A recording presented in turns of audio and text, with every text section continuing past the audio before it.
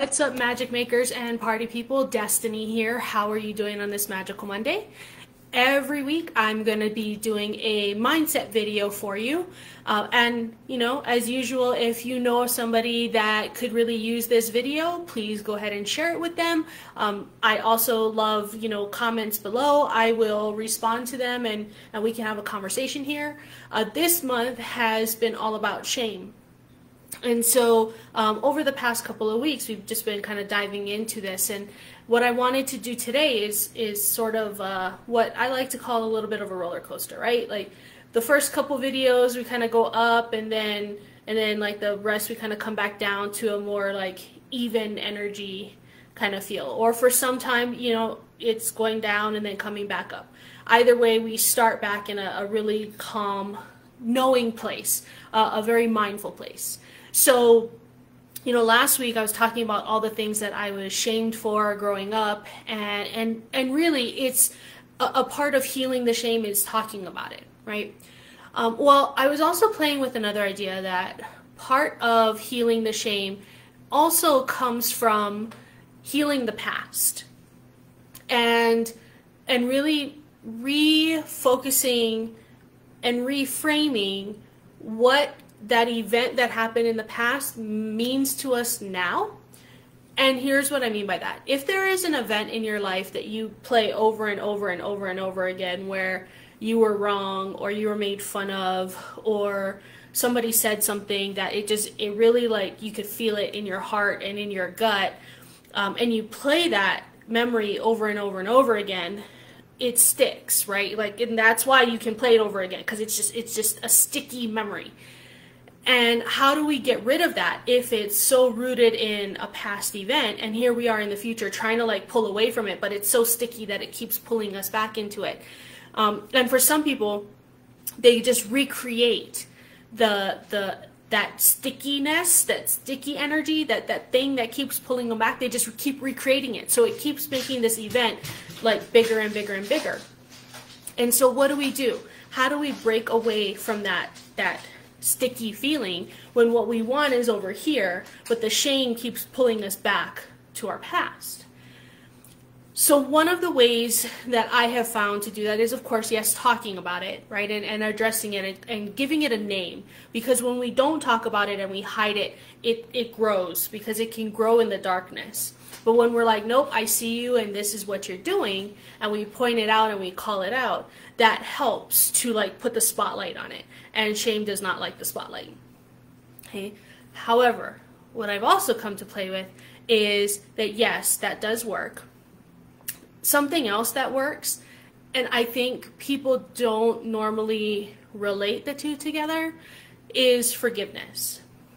And that tends to get people to bristle because they're not sure what exactly they're supposed to forgive, and somehow they've linked the forgiving and like, oh, if I forgive, then I have to forget.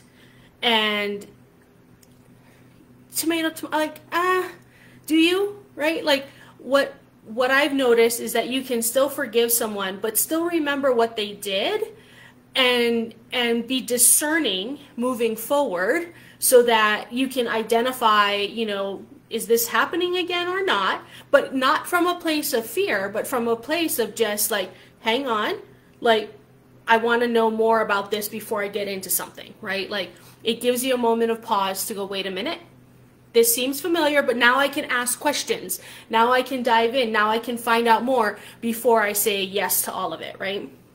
And so when you're really thinking about shame and forgiveness, there are 3 different areas that I have found really helpful in forgiving. The first is forgiving the other person, okay? The second is forgiving the event itself. And the third is forgiving yourself, okay? And so when it comes to forgiving the other person, this is where a reframe or help from somebody from the outside could lend you a reason as to why this person did or said whatever happened, they did or said their thing. Now, a lot of the times, it's honestly because they didn't know better. Sometimes it was on purpose, and especially if it's the one on purpose, getting support and help from a coach or a therapist is really beneficial, because they can help you reframe this so that you can utilize whatever it was to move forward instead of that sticky feeling pulling you back. Okay. The second thing is to forgive the event. Now, most people are like, why would I forgive the event? Like, how does that even work?